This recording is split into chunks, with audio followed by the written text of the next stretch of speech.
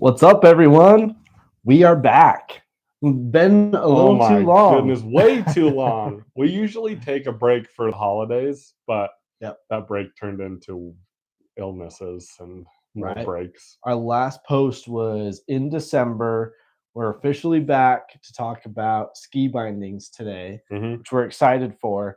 Like Trent said, we usually take some time to go skiing, but you know how the holidays are. Family comes in town, it gets crazy.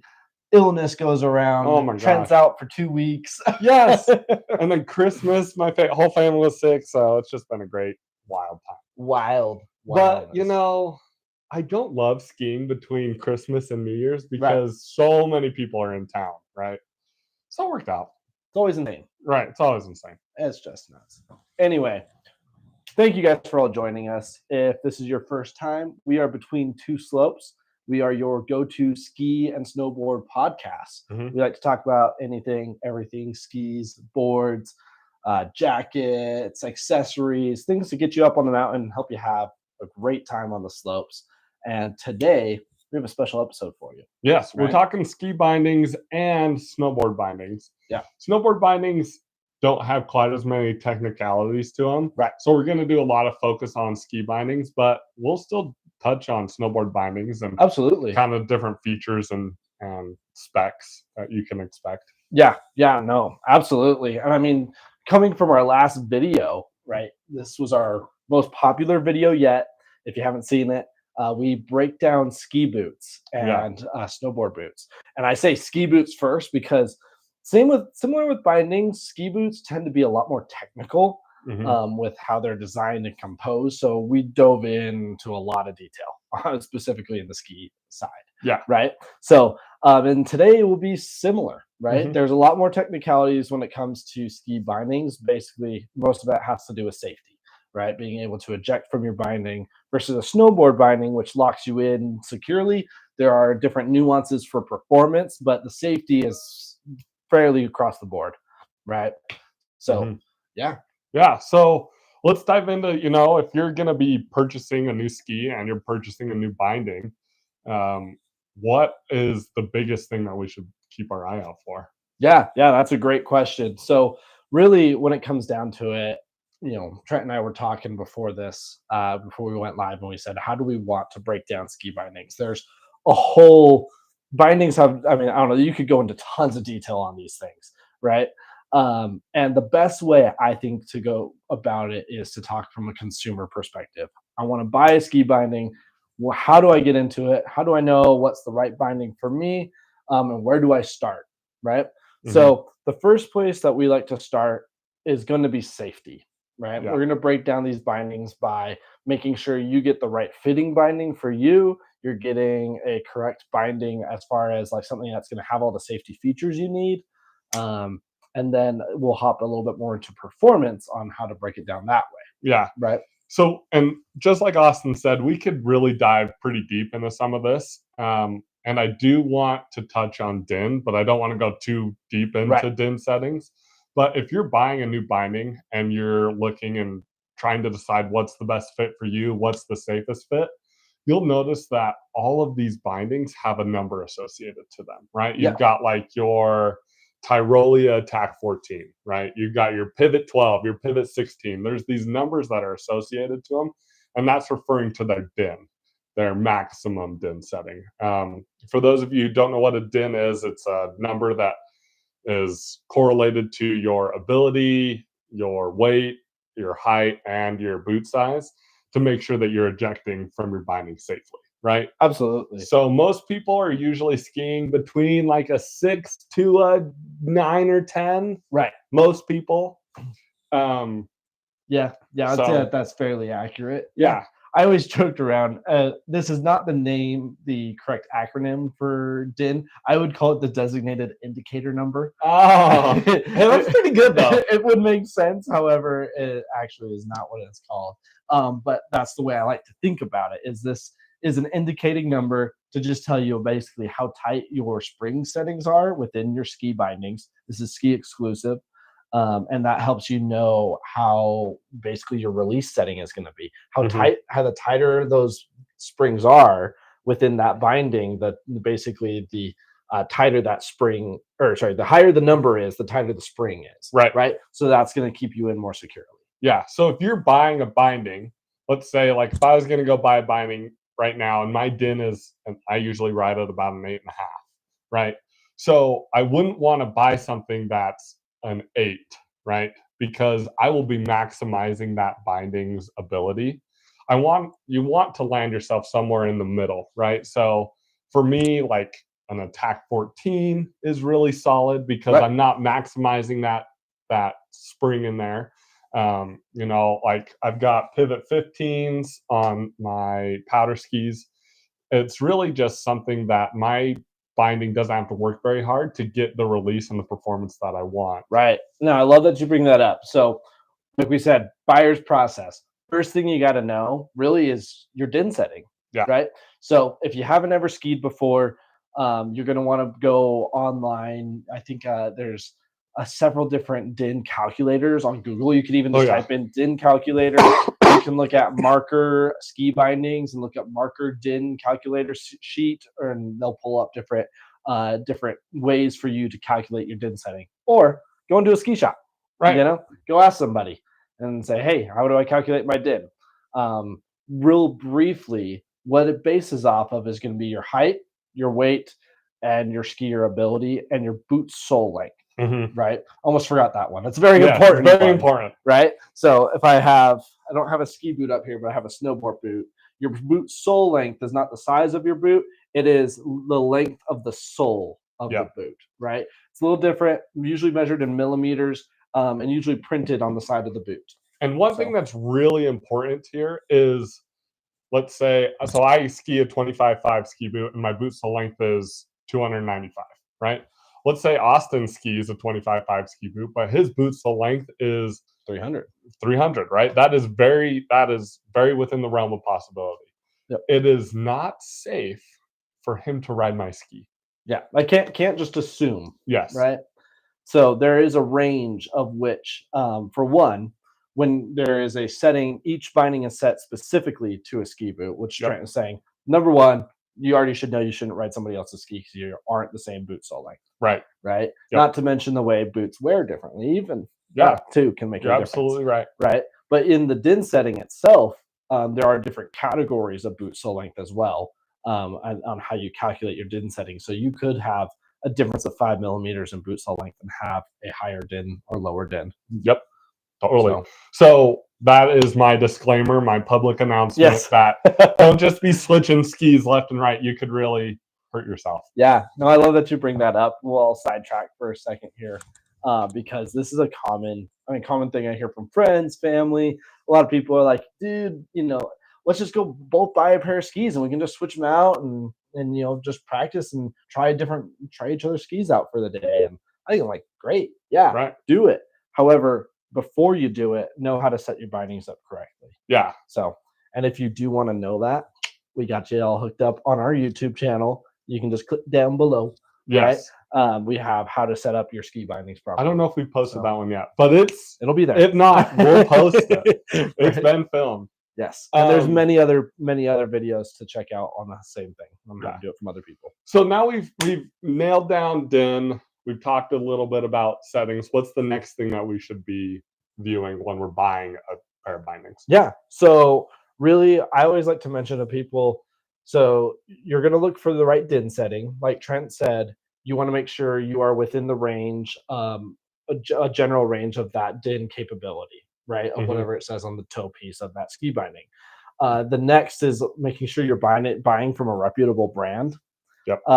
It's something small, simple. Just try to stay away from those random manufacturers on Alibaba and like Amazon that aren't really big reputable brands like Marker or Tyrolia.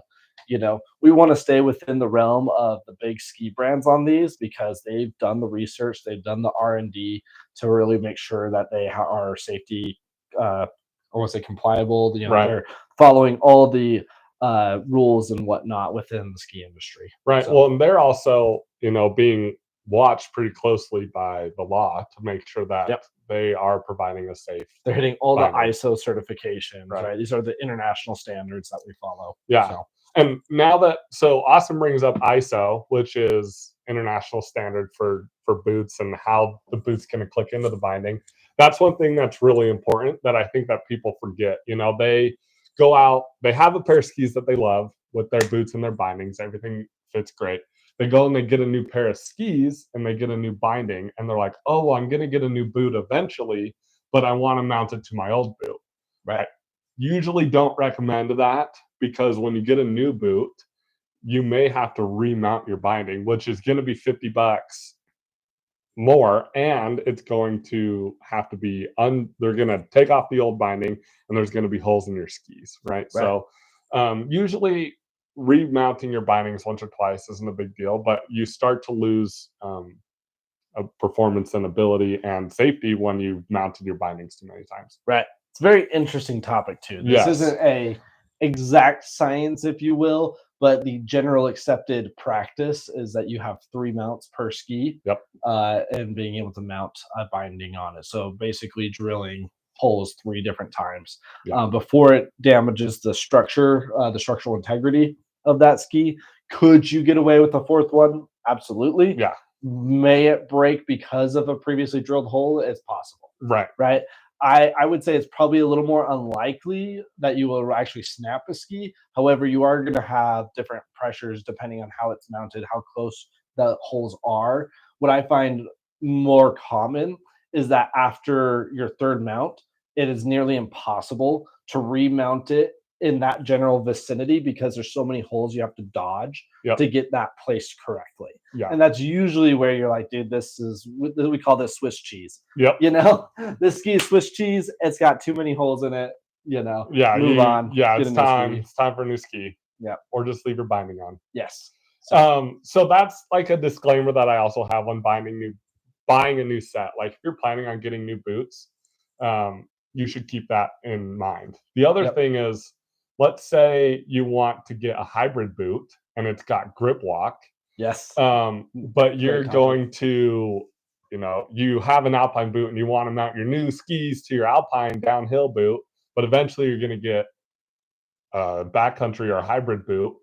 That compatibility with your setup, it could be different. And so you could be shooting yourself in the foot by setting up or purchasing a binding to an alpine boot. So it's really important to know the boot that you have and consider its longevity before mounting your skis. Yeah, I love that you bring that up. You know, at first thought, I was thinking when we talk about this is really it's AFD adjustment, and we won't get too heavy into the terms for you.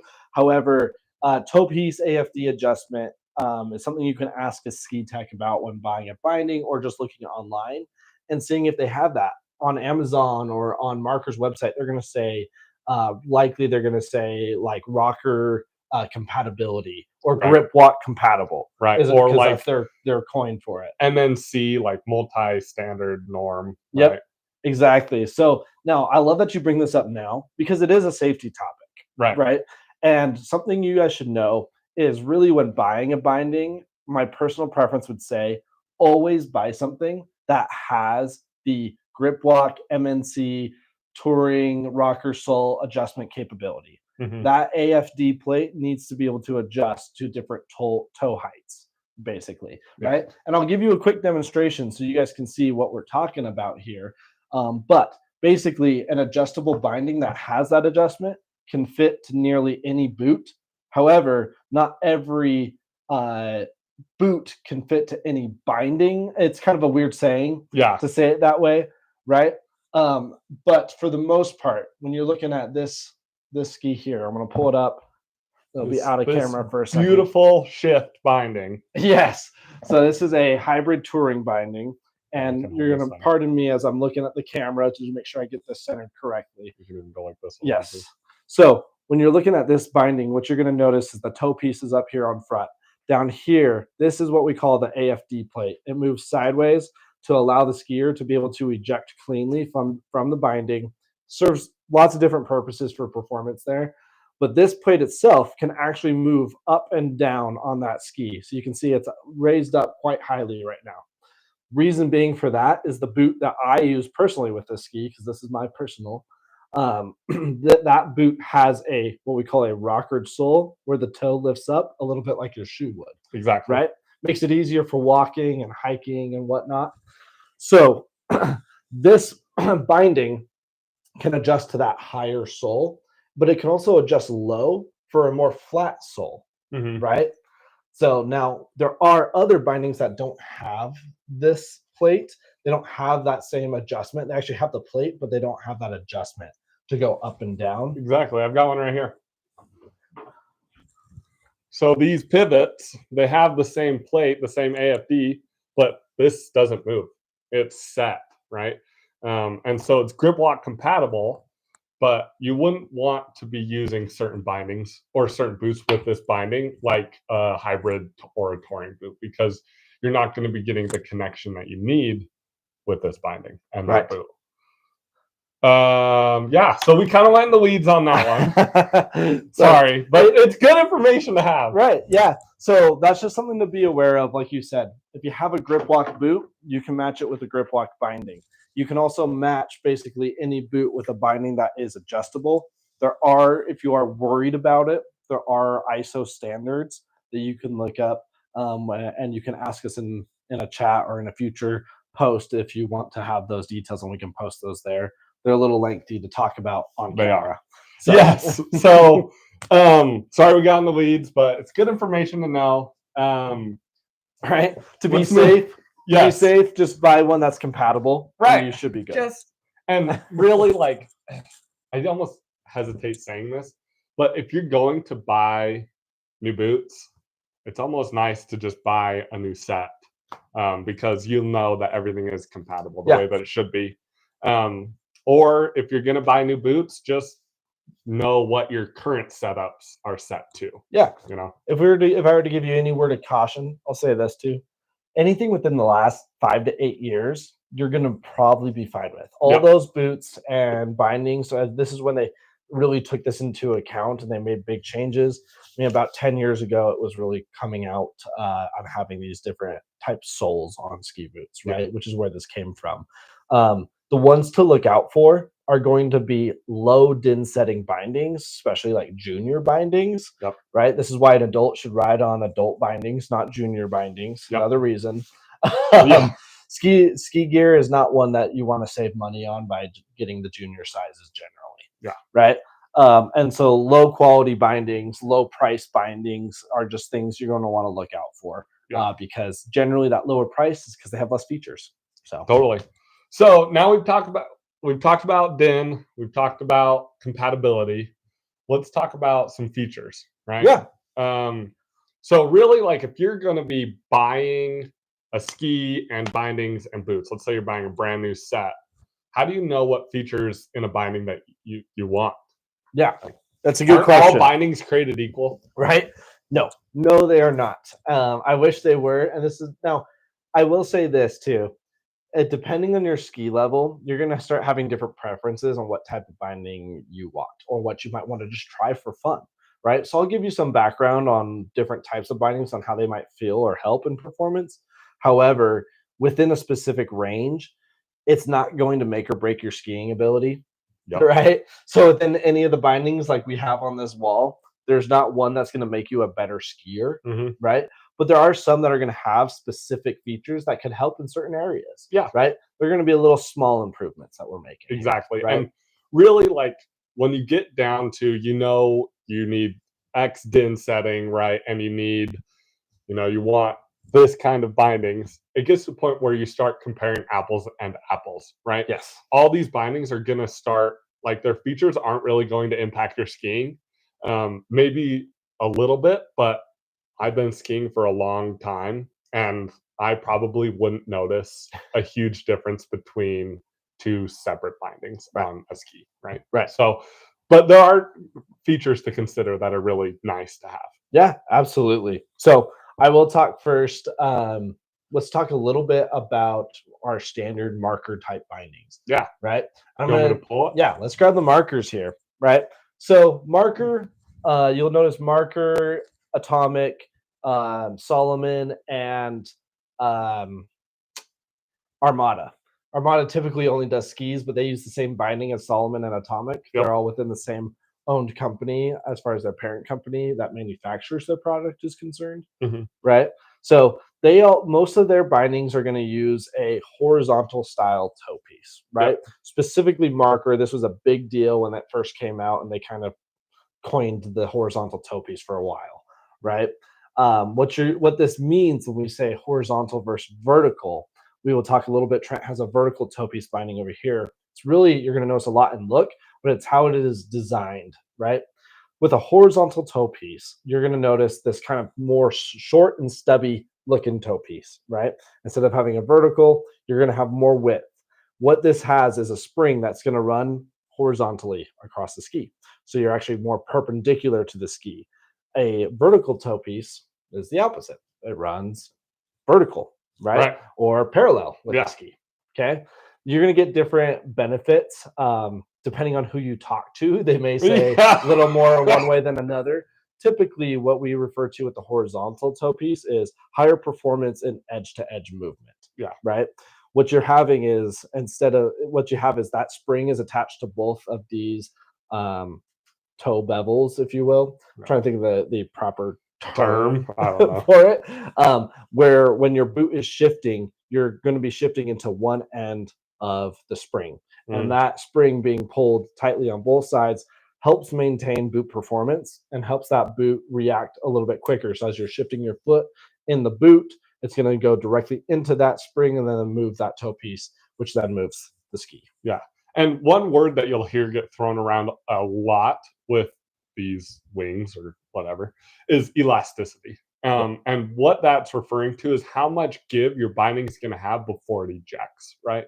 So if you're really laying into a carve, and we're talking like minimal movement, right? Right. But if you're really laying into a carve and that wing moves, it's going to snap back into place so that you can be in a safe position. If you are really aggressive, that's when it's going to pop out, right? So the way it ejects is going to be a little different in that vertical versus horizontal. Thank you.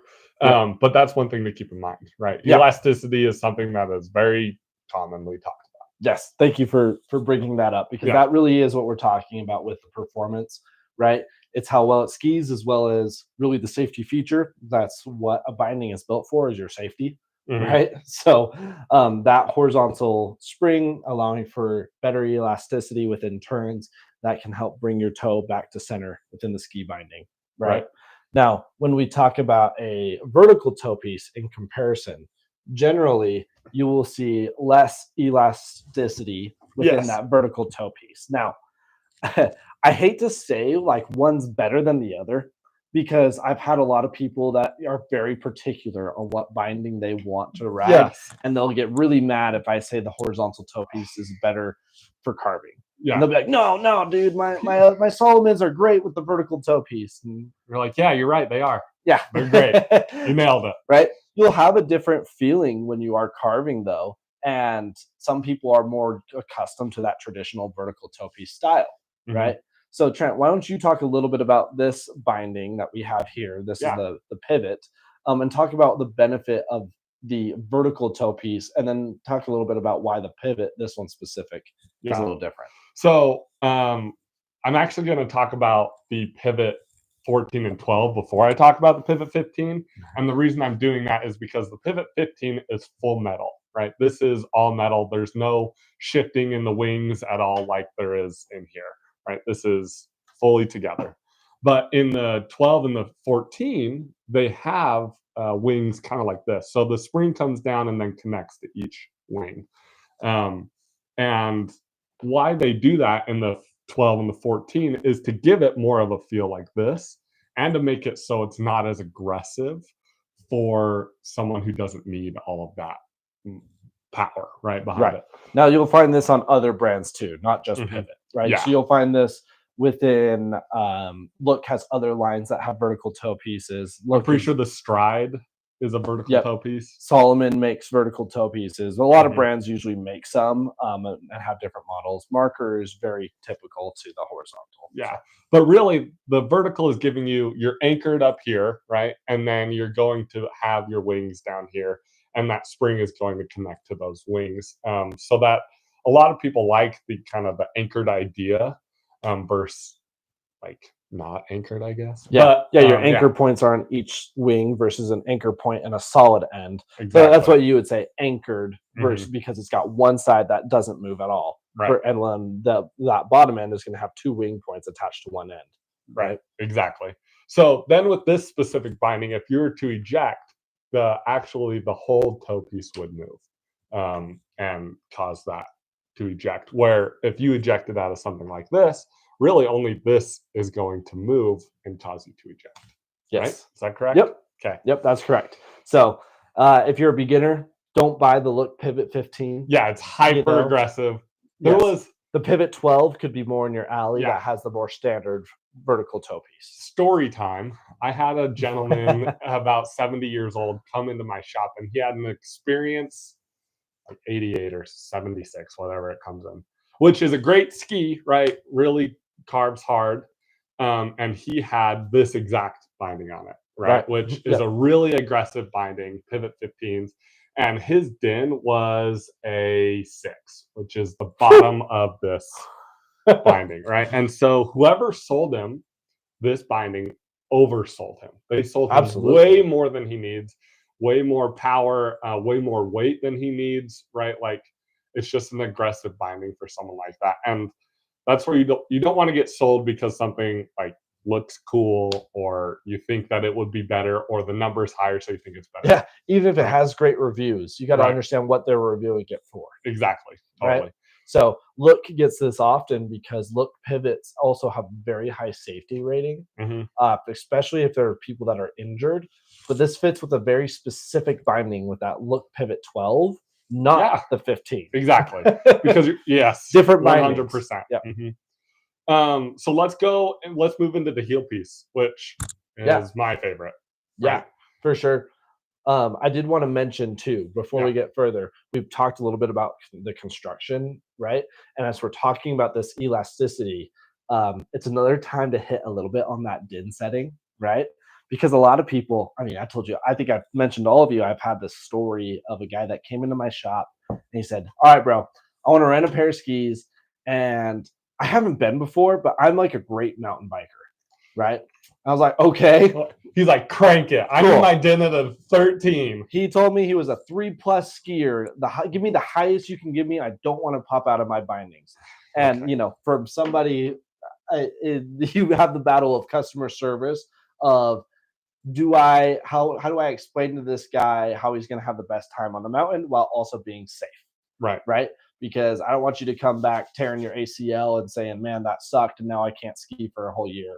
Right. While I recover. And now I can't mountain bike. Exactly. And now I can't mountain bike and it's all your fault. Yeah. You set it up wrong. Well, it is right. So, right. So just an idea of when you're understanding this as a consumer, as somebody who maybe isn't into the technical side of the bindings, or maybe you want to be, right? We just talked a little bit about this setting. Now, when your din setting is at a 6 on this binding, which is the lowest it can go, the lowest that means on here is that you're not expanding that spring at all. It has no tension on it to pull that spring back, right?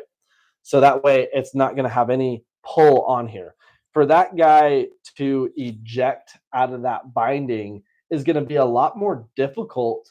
And it's kind of hard to explain in here a little bit, right? Because he is basically going from like a no movement from a static movement into a kinetic movement, and it's just not going to be a safe binding because you're not activating that spring in any way. Right.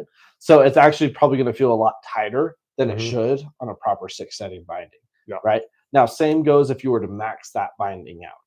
Okay. You have a lot of tension pulling those wings in, keeping that binding set straight. Right. So you have a lot of tension. It's going to be really hard for you to pop out of that binding. But if you are maxing that binding and say you're riding on like a junior binding, Once you max it, you're going to go past that spring tension, and you're just going to pop right out. Yeah. So Totally. that's just to help reinforce the statement and idea of getting something that where you can fit within that middle range of the number. Totally. So. Yep. And then there's bindings like the Jester 16 or the Pivot 18. And I really think that those are just for people who are jumping out of helicopters, right, or hitting cliffs, or hitting really crazy kickers. Like, I really don't think that anyone should be buying a Pivot 18 that's not doing really, really aggressive skiing. Right. So as you go up in these DIN settings and these bigger numbers, when you have these 15s, 18s, 12s, you're also getting different thicknesses of springs. Yep. Right. So it's just something to keep in mind, right? If you want to go more on the safe side, you want to be able to fall within that middle range of number, and you probably are going to want to be on a lower model of binding there, as far as like the 12 or 13 and 15. And usually you're getting very similar or complementary features as you would for the more aggressive model. You're just not paying for the aggression. Right? Exactly. So all right, heel pieces. So let's talk marker heel piece first, because that's a little more, I don't want to use the word standard because everyone uses something a little different, but it's a little more traditional. Yes. So heel pieces, the nice thing is they don't vary as much as the toe pieces do. Yeah. When you're picking a binding, really, I wouldn't worry even too much if it's your first time. Don't worry about horizontal versus vertical. Really get yourself the proper safety fitting binding. Yep. Right. If you know you want a little more performance in certain areas, the horizontal will fit you for carving, while the vertical generally has a little bit better hold for stuff that's like all mountain and in powder and different things. But both will work. Honestly, 100% would not count against either of them. Right. So don't worry too much there. Heel pieces are a little more standard. Most of them look the exact same for the most part, right? Now, there are differences as far as what angles and how aggressive each heel piece will be. Again, you're going to have a DIN setting in the back of your ski binding as well, right? So you get thicker springs in the back with the higher DIN setting bindings. Same thing as the toe piece. With marker, typically has a very high angled toe piece when this pops up, right? Yes. We could pop it up real quick. Just be prepared for the sound. Right? Go ahead, Trent. Oh, man. Okay. There you go. Oh, not too. I was really gearing up for something to be crazy. Right? So you can see with this piece, once it gets up to this full point, your contact point at the bottom of the binding is at that 90-degree mark, which is what you want. Very high angled toe piece to give you a lot of downward pressure, right? Downward pressure is the most important feature of your heel piece. That's what gives you all the performance in your skiing. Yeah, totally. Right. And one thing is, stepping into this is going to be more aggressive.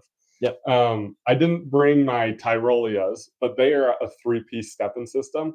And what that means is it still comes up pretty high, but there's an additional piece here, another hinge, exactly, that allows you to step in not as aggressively, but still get that pressure, right? That contact. So, which is a great feature that we use for selling points for people that might struggle getting in and out of their bindings. Yep. And somebody who wants something maybe a little more friendly. Yeah. Right. I sold so many Tyrolias, it was insane.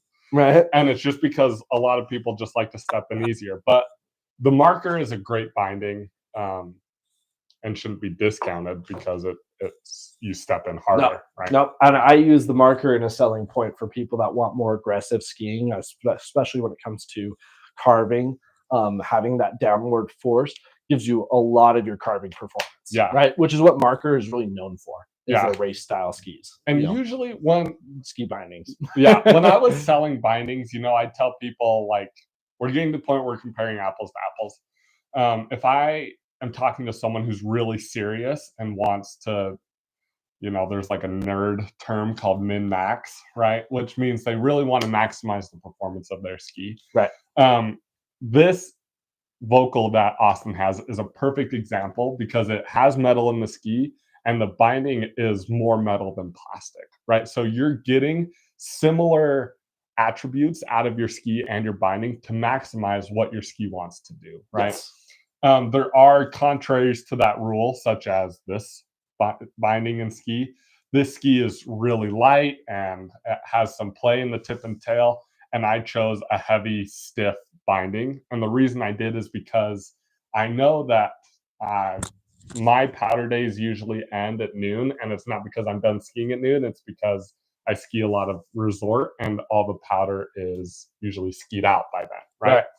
And so I wanted a heavier binding that was more condensed right to under the foot, because then when I'm going through chop and slush or gunk, I have a little more stability. It adds a little more weight to this ski that's really playful and light. And so that's why I picked this binding. But, a Tyrolia would have been great. A Stride would have been great. A Shift would have been great.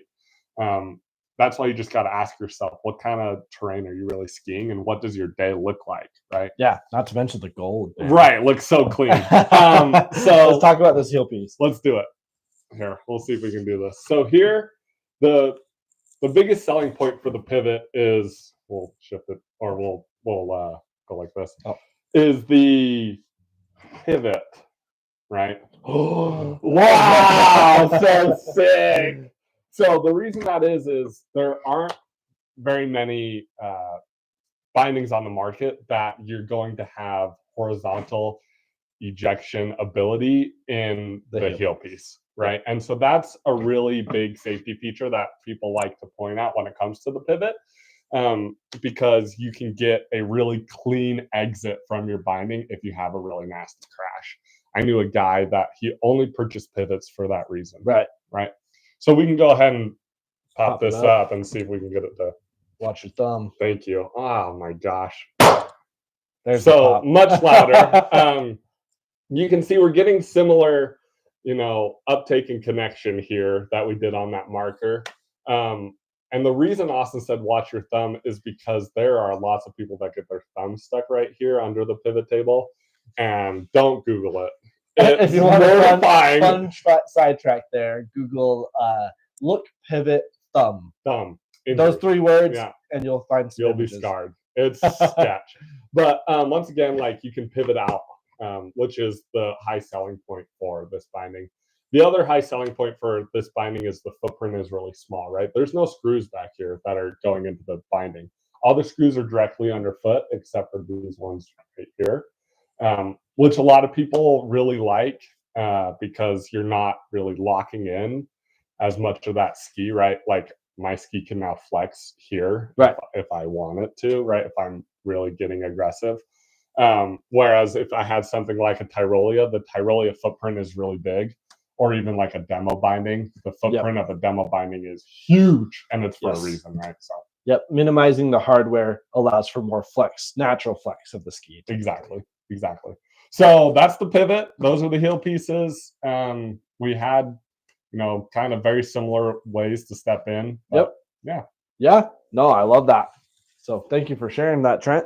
I love these skis. Thank you for sharing today. Yeah, you're welcome. Today is brought to you by the letter S. Okay. Awesome. No, so I think we've really hit on a lot more than just the basics of ski bindings. I agree. Which I love. Something we haven't talked much about has been really hybrid bindings. And I don't really want to get too much into them.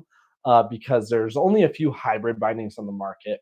Hybrid bindings are typically bindings that you can use backcountry as well as in the resort. Okay, correct. Most of them are pretty great bindings. There are a few different types of hybrid bindings, such as frame touring bindings that can use your typical inbounds ski boot, and more hybrid bindings that use a hybrid boot or a full backcountry boot. And really, the biggest differences between all these is going to just be the weight. Yes. Right? You're going to get a little bit of performance differences, but more than anything, it's going to be something like this. The Shift is going to be much lighter than like a Baron, right? Which is these bindings that he was referring to. That what was it? They're on a frame. Yeah. And the whole binding attaches to the frame, adding a lot of weight, a lot of stiffness, and that whole binding pivots with the boot. Yeah. Just adds a ton. So. Yes. So, and then there's a whole series of backcountry bindings, which then have a complete different performance, complete different weight and safety features. So we won't talk about those. Yeah.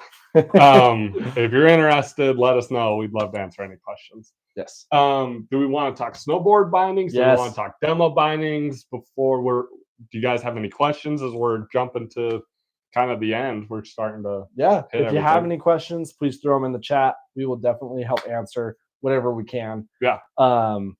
Let's do, I do want to mention real quick on demo bindings, and then we'll hit a little bit of snowboard here. Yeah. Demo bindings, the reason why I want to talk about it is they're a very popular option today. Oh, we left them downstairs. Oh, yes. Yeah. Yeah, If you want, you can go that's grab fine. them real quick.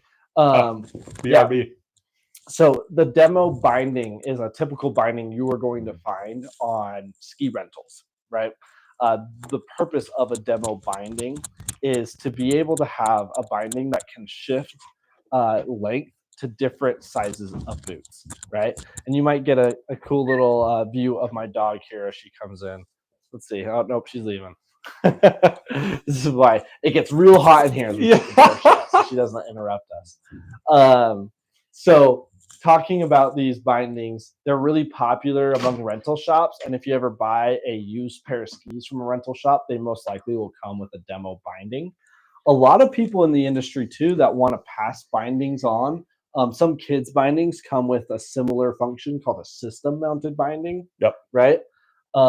Which we didn't really talk much about, but really the benefits of these is that you can size these bindings to any ski boot size. Right. They give you a whole variety. Typically, only shops will have them because they have to be mounted in a very specific size point. Usually it's mounting to the length of like a 27.5 ski boot, right, in order to get the full capability of adjustment range, right? So there's some technicalities when it comes to mounting that is just good to be aware of. But when it comes to safety and performance, let's hit a little bit about it. Yeah. Right. So I go ahead. Okay. When it comes to safety, really, I don't love when people buy demo bindings because they'll be like, oh, well, my buddy can just ski them, right? Like I'll just adjust it. Yeah. But it's really important that when you're adjusting demo bindings that you make sure you know every facet of the binding that you're changing, right? Yes. And that it's going to be safe for whoever's riding them. So, for example, right, Austin said these can move. So there's a little latch here and you can just drop it. We could even totally take it off, right? And you can see the footprint is pretty big, and it's just so that it can accommodate a lot of different sizes of boots, right? But once again, right, if you're like, oh, my buddy, his range is like, his ski boot's a 33 or 332 millimeters, so he should be right there. It's really important to make sure you're still checking something called forward pressure, that everything is lined up correctly. So that's a really big feature, and that's usually why techs they're going to double check everything. Yes. But yeah, this is why a lot of shops and generally the manufacturers do not like to sell demo bindings. Yeah. Right. Multiple reasons, obviously. Like I think having a binding that can adjust might put a little less sales on the market. Yep. However, a big part of it really is safety and performance. Yeah. Right. Totally. Now, safety wise, as far as everything else, like if you were to go to a shop and rent a pair of bindings, you don't need to be concerned. They're perfectly safe as far as the toe and heel piece are concerned, with comparing them to our other bindings that you would buy off the wall, right? Toe piece works the exact same, heel piece works the exact same. No differences there. All the difference is in sizing the binding correctly. Yeah. Okay? There is also a difference in, because there's movement in the binding, as you just saw, there's extra pieces in play, right? Yes. So those pieces are going to add height and weight. So you're going to be getting a taller stance on a demo binding, and you're going to be getting more weight and less movement.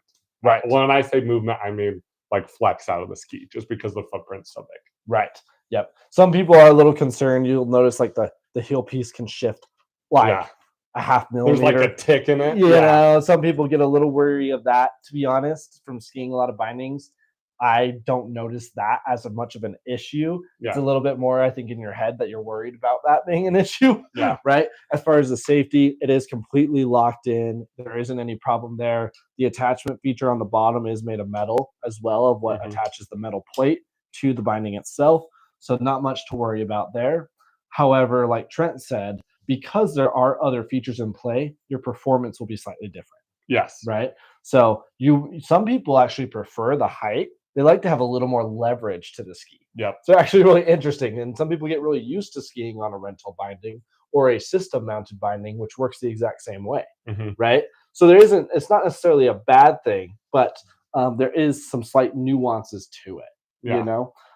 There are some purists that would never ski a binding like this because they want to be directly attached to the wood I'm of the kind of that ski. person. So, right, it's there are some nuances. I don't know, Trent, if you feel much of a difference between those two. I just don't love being very hot. So when I was in Steamboat, I was skiing a ton of demo bindings, right? Yeah, I was skiing shop skis more than I was skiing my own skis. And so I really got familiar with demo bindings and different ones. And one thing I always noticed is just how high I was, and I didn't love that. yep, The other thing I noticed is how much more weight I was carrying, right? One of right, my favorite skis I would ski were the Adolos. And then I had a really heavy demo binding, and then I tried a different pair that had a different demo binding on them, but the binding itself was a lot lighter. And I right. was like, wow, this is a different ski. I wonder what it would be like with a pure mounted binding, right? It would probably feel a lot different. And it's just because that ski's got a lot of flex to it. Right. Um, I'm sure certain bindings, like the Nordica Enforcer, I probably couldn't tell, right? Because that Yeah. thing's just a truck. But yeah, different skis are going to behave differently. And so I really like to be dialed in, Yeah, but everyone's a little absolutely. different. I will say too, I've skied a lot of demo bindings, a lot of skis. Um, and for the most part, I don't notice like a huge difference of being like, oh my gosh, like I could never ride a demo binding again. You know what I mean? However, when you do mount your own binding directly to the ski, there is a bit of a feeling of that ski being a little more natural on your foot. It flexes more naturally. It when you have that demo binding, I feel like I notice that I'm on a different pair of skis on a binding that doesn't feel as comfortable. Yeah, totally. Right. And the other thing, Austin mentioned like the slight tick to them. The older demo bindings get, the more noticeable that Yes. tick is. And so a lot of demo bindings that I was skiing were a little bit older. And so I was really noticing that tick, and it drove me insane. Yes. I think the forward pressure within the heel piece. This is a little bit of a myth, probably. Yeah. I couldn't say this is fact for you. Yeah. However, because you are mounted up on a bit of a frame on here, that forward pressure to me feels a little less stable than the I would forward totally agree with pressure that. on something Yeah. else I mounted would directly totally to agree it. with that. So it's just feels I think the attachment method, because of the way it's attached, is a little less on performance. I feel Right. like it's a lot easier to eject from the heels on a demo binding than I would from my other bindings. Well, and it's simply So because these are made to move, right? So you can't purely take that movement out of right, this out of the binding. But like they're really great if like your kids, you're going to pass them down or you're going to sell them. Demo bindings have a much higher resale value because you don't have to mount them again. So, right, absolutely, awesome. All right, Trent. all right. Okay, so we are going on 50 minutes here. So I think what we're going to do is make an executive decision here. We're probably going to wrap up. We haven't talked much about your standard snowboard bindings here, but I think we'll do maybe a separate episode on that. Yeah, I think that's a good idea. To get in a little more detail about snowboard bindings, and for those that want to understand maybe what to look for in a snowboard binding, Mhm. right? When it comes to safety of snowboard bindings, that's not as much of a concern in comparison to skis. I stick with the same rules though. Stick with the name brand, guys. Don't be Yep. hopping on Alibaba trying to get a pair of bindings and thinking you're going to have an amazing performance. Right. Right? Or don't buy like a step-on binding if you don't have step-on boots. Yes. Right. There's some compatibility Yep. that we could talk a little bit about. However, the big thing with snowboard bindings is getting what fits for your performance. Totally. Right? Different bindings have different flex ratings to them. Now, when we talked a little bit about ski boots, we talked about that flex rating. This is like the same when we get into snowboard bindings. Yep. Right? Some people now, there isn't a nuance to what's better for you. Generally, if you're a beginner, you want more flexible. However, there are stuff when you're going in the park where you might want a more flexible binding to be able to basically make different reaches and grabs and whatnot. Yeah, there's way more preference to a snowboard binding. Yes, right? personal preference. Mhm. Yep. Yes. We do have a comment on here.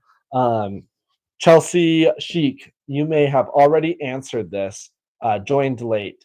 Are there different bindings that are better for different terrains? Oh, not really. Like, kind Yeah. of. It really depends. Once you get into like a hybrid binding, obviously this is more for like touring terrain, right? Yeah. And I wouldn't get like really aggressive. I mean, some people get aggressive on a shift, but if I Right. had like a kingpin, like I wouldn't take it in the resort. But I don't know. What are your thoughts? No, I love that. Thank you, Chelsea, to help answer that. I'll tell you, when I sell skis, like in the shop, I always tell people when I'm talking terrain, we look at all the skis first. And we're talking skis. When I get to the binding, I say, now this is where you get to have fun and pick the color that you like. Right. Right? Because performance of amazing. the bindings Yeah. really you're not going to notice much vary for a specific terrain. You really can shop around a little bit more there. Like we said earlier, there are some nuances as far as horizontal toe pieces being maybe a little better for carving, and vertical toe pieces might hold you in a little better for maybe like powder type terrain. Yeah. However, really, when it comes down to it, it's not going to make or break your day. Right. You know, Totally. so it's more of a personal preference there. So that's where I say, make sure you fit the correct safety setting and the DIN setting. That gives you your performance, right? Yeah. And then you'll be good. Have fun with your choice on ski bindings. Some people have a preference when it comes to like height, right? Like if they're like, Mhm. oh, this is my designated groomer ski. They really like a binding that's really high. Right. A little more leverage. Exactly. And some people, when they're getting like a designated powder ski, they want something closer to the ski. Yes. So that has a little bit of variability, but even if you had like a really tall binding on a powder ski, like you probably wouldn't notice that much. It's not enough to say, oh man, that guy's gonna hate. Yeah, he powder, ruined his powder ski. Yeah. Versus if you were skiing a groomer ski that's like really skinny and you're going in the powder, I'd be like, man, that's gonna be tough. Right. Right. Bindings don't really work that way as long as you're in the correct range for what you're buying and not buying a kid's binding on a powder ski. Yeah. Right. Then that would ruin it for you. Right. So there are some parts in there, which I actually had. I mean, little quick sidetrack. Right. I had a guy come in and he had bought skis on KSL and he was like, hey, I've got these skis. Will you set the bindings up for me? And the dude's like 160 pounds. And he had these bindings that were like, I think they went up to like a 6 on the DIN. They were junior bindings. You're like, you will die. You will die. I had to explain to him why he had to spend $200 on a new binding when he bought the whole set for $50 Yeah. at KSL. It was quite interesting when I was trying to help him understand. I was like, these will not hold you in place. Yeah. You will just hate your day on the mountain because they're not meant for you. Yeah, you'll take a turn and you'll come out. Yeah. Right. So as long as you fit those proper sizing requirements there, then you're good. Yeah. That was a great question though. Yeah.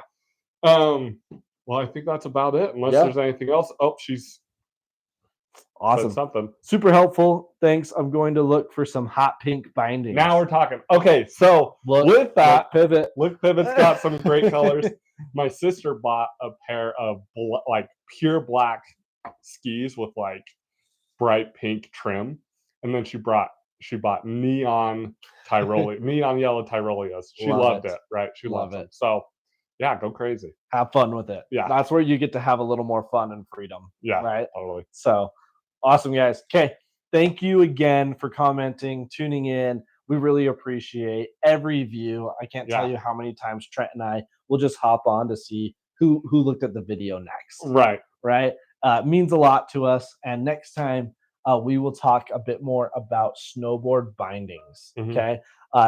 Hit us in the chat if there's anything else you want to hear about. I think even next time we probably will talk a little bit more about snowboards in general for those that are interested. I think we should. Because we've kind of skipped a lot of snowboard stuff lately, hitting on the nuances of ski tech. Yeah. So next week, deep dive snowboards. Yes. Let's do it. All right. Okay. Thank you, guys.